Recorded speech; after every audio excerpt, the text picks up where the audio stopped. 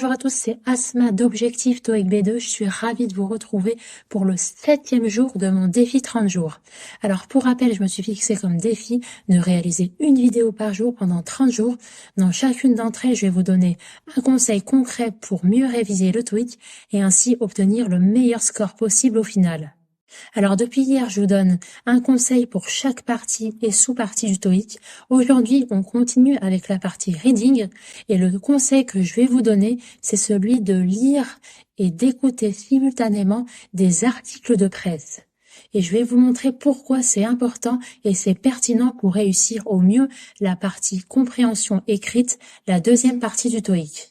Donc en effet, lire des articles de presse et écouter l'audio simultanément va vous permettre de vous familiariser avec les tournures des phrases. En effet, pour 2 parties sur 3 du TOEIC, de la partie reading, vous avez des phrases à trous à compléter. Pour ce qui est de la partie 5, vous avez un total de 30 phrases à trous à remplir.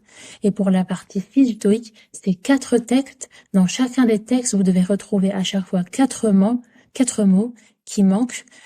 Et justement, pour vous familiariser au mieux avec les tournures de phrases et la construction des phrases en anglais, c'est important déjà de lire en anglais et en même temps d'écouter les enregistrements audio, l'audio-description. Ça va vous aider à mieux assimiler les différents sons de la langue anglaise. Alors, comment vous y prendre concrètement pour lire des articles économiques? Et bien pour ça, je vous recommande 3 applications. Moi, j'en utilise une seule exclusivement, mais je vais vous en donner 3 pour que vous puissiez choisir entre les 3. Toutes les 3 se valent. La première et celle que j'utilise tout le temps, c'est VOA Learning English, Voice of America Learning English. Donc à la base, c'est une radio américaine et ils se sont diversifiés pour proposer des cours d'anglais, mais également la possibilité de lire des articles de presse avec l'audio-description.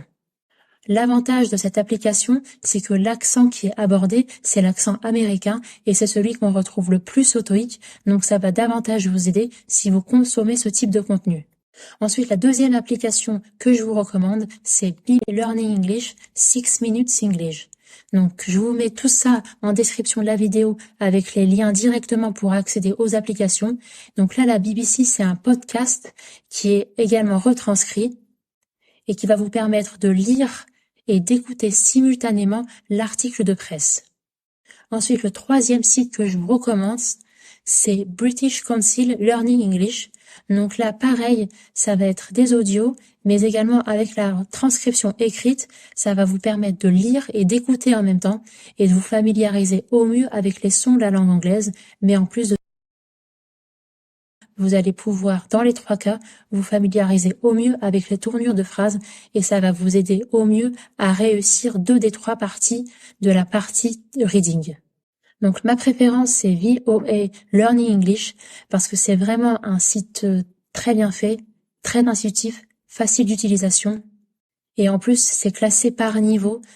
Donc vous pouvez sélectionner du niveau A1 au niveau C1.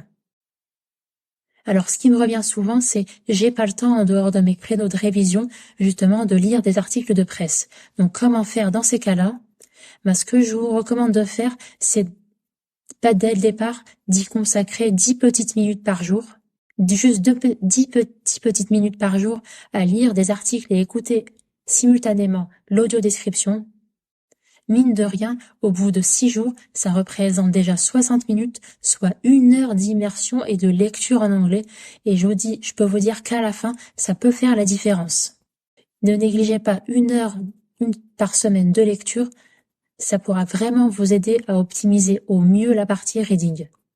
Maintenant, c'est à vous de me dire en commentaire si vous aussi, vous écoutez ces applications, si vous les connaissiez, comment vous faites pour lire des articles économiques. Je serais ravie de vous lire en commentaire et d'ailleurs n'hésitez pas si vous avez un problème concernant vos révisions TOEIC, n'hésitez pas à me le dire en commentaire et j'y répondrai avec un conseil concret à mettre en application pour surmonter cette difficulté. Et n'oubliez pas que ça peut profiter à tout le monde parce que tous les candidats au TOEIC, on rencontre tous les mêmes types de problèmes. Donc ça peut faire gagner du temps Et justement, en parlant de gain de temps, vous êtes libre de recevoir mon kit de démarrage au TOEIC. C'est sous forme d'e-book et dedans, il y a 7 fiches récapitulatives qui correspondent aux 7 parties du TOEIC. Vous avez l'essentiel de ce que vous devez savoir, comment aborder ces parties et surtout 7 fiches de grammaire anglaise à connaître avant de passer le TOEIC. Plus, je vous livre une petite astuce pour répondre au mieux justement aux parties 5 et 6 du TOEIC pour sélectionner au mieux parmi les 4 propositions de réponse. Tout ça, ça se passe en description de cette vidéo. Et pour ma part, je vous dis à demain pour une nouvelle vidéo de ce défi 30 jours. Je vous dis très bon courage pour vos révisions TOEIC. À très vite.